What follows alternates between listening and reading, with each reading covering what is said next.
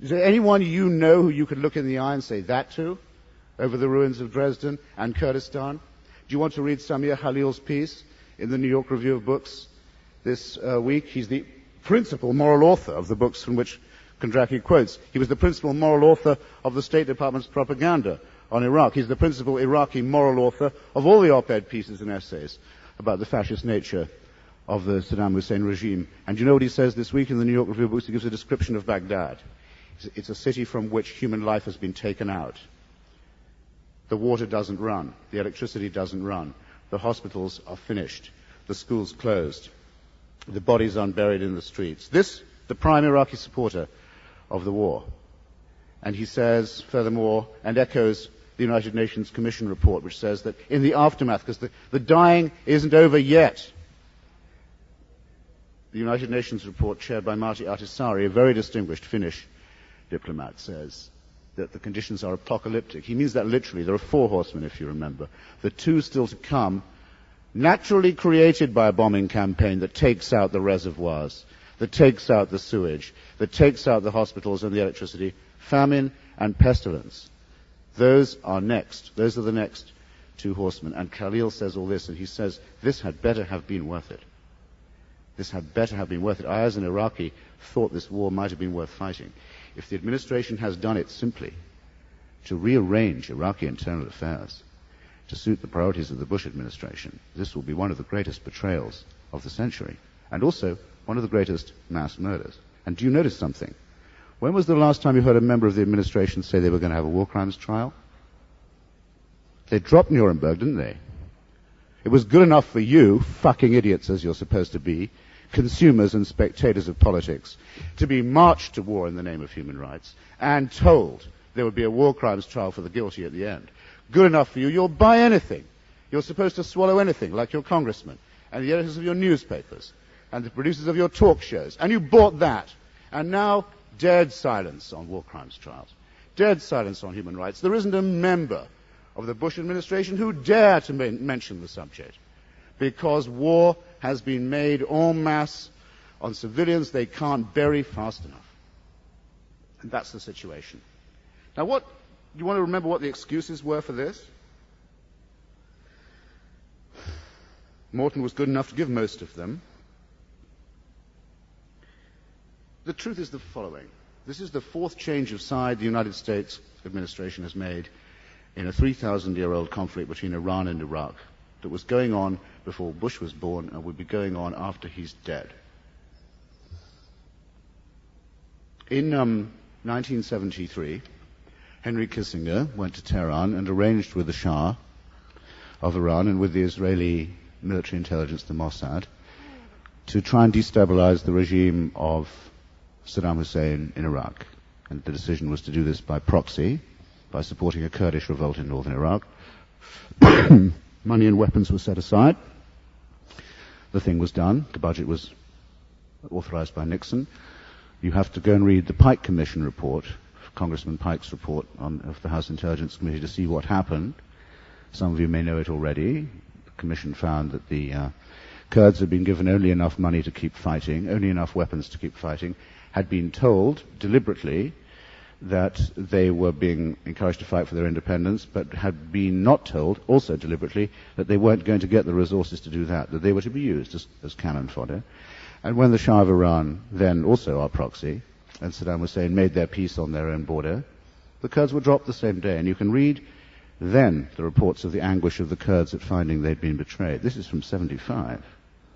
And it's all in the Pike Commission report, and you've got no excuse not to know it. George Bush hasn't got any reason not to know it either, because just as that was happening, he became Director of Central Intelligence. So this is an old story, right? But a few years later, it's all changed. Our proxies have lost power in Persia.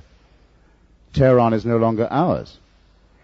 In this case, the anti-Americanism is directed in another tone of voice. So what happens? Ask Gary Sick, who was the National Security Council officer for Persia and the Gulf at the time. He'll tell you. Brzezinski and others went to Saddam Hussein and said, if you were ever thinking of invading Iran, and we know you have thought about it in your time, now might not be all that bad a time to do it, actually.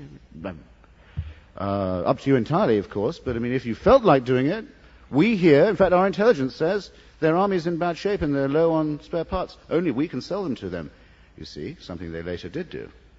Anyway, if you were thinking of doing it, in your name, with your money, without your permission, never mind. They'll think of a reason afterwards.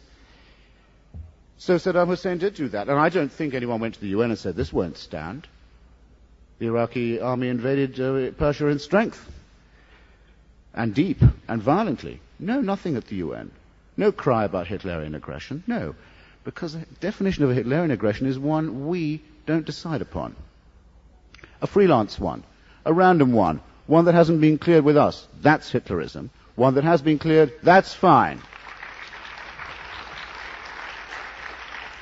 And it's not good enough. Not good enough when you think of the thousands and thousands of young Arabs and Persians who died on that distinction and on not being told it by cynics of the sort. You know the rest. You know how the tilt went back the other way to Iraq. You know how the tilt is now in the opposite direction, that we've fought this war in part to make Iran the master of the Gulf again. You know all that. You knew all that before.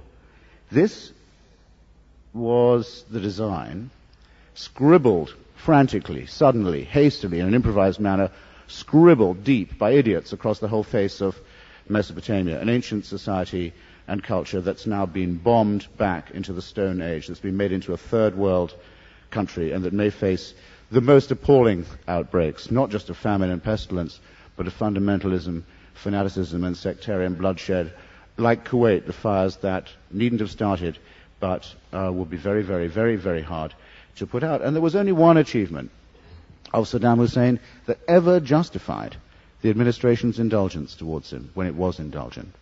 It was a modernizing regime. It did not employ the veil. It allowed the practice of all religions. It didn't rule in the name of any saint.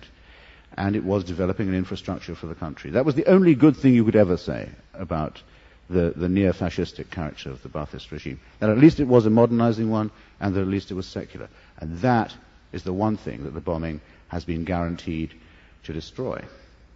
And remember also that the appalling bombing of Kuwait and the incredible massacre of the retreating Iraqi soldiers that you saw on the television and the torching of the oil wells all took place after the 21st of February, the day on which, directly through United Nations and Soviet mediation, announced publicly in Moscow, Iraq accepted every relevant United Nations resolution. That wasn't good enough. Imperialism demands, and the face of George Bush demands, you can't withdraw now. We have to push you out. And every bit of death and destruction that came after that, including the sabotage of the oil wells, and the fantastic massacre at Mutla, the unbelievable Turkey shoot bloodshed done from the sky, is directly layable to those who insisted on this being a point of American prestige, and there's no justice or pride or decency in that, and we will be paying the price for it for a very long time to come. Now, I have the sense that I'm trespassing on the limits of my time, and I have more to say, and I imagine that people like yourselves come to meetings like this as much to talk as to listen. At least I hope so. But I'll close simply by saying this. What we have now, that to his credit surprises and depresses Morton. Actually, it's not to his credit that it surprises him, but it is to his credit that it depresses him. Suddenly find it wasn't a war for the democracy of Iraq, or indeed the democratization of Kuwait. After all, American soldiers are standing there in Kuwait with the power to stop pogroms and reprisals, and are not doing so. And the Army Corps of Engineers didn't surely have to have as its first duty the reconstruction of the Dazman Palace of the Al-Sabah family. This isn't mandated by history. And if storming Norman is as good as all that, there's no reason why soldiers wearing American uniforms should stand with folded arms while this sort of thing goes on. But let it pass. The American army is still in Iraq. What's it doing in Iraq? It's wondering what it should be doing, while Hitler lives and Dresden burns. And what they're thinking is this. Actually, if you think about it, if we define Saddam as a weakened, crippled Hitler, haven't we got more or less the definition of the ideal client? Isn't this the sort of guy we've always wanted? This is, I can tell you, the discussion that is going on in your nation's capital now. And there's a split among the proxies, because unlike the British Empire and the French Empire, which it's replacing in the region,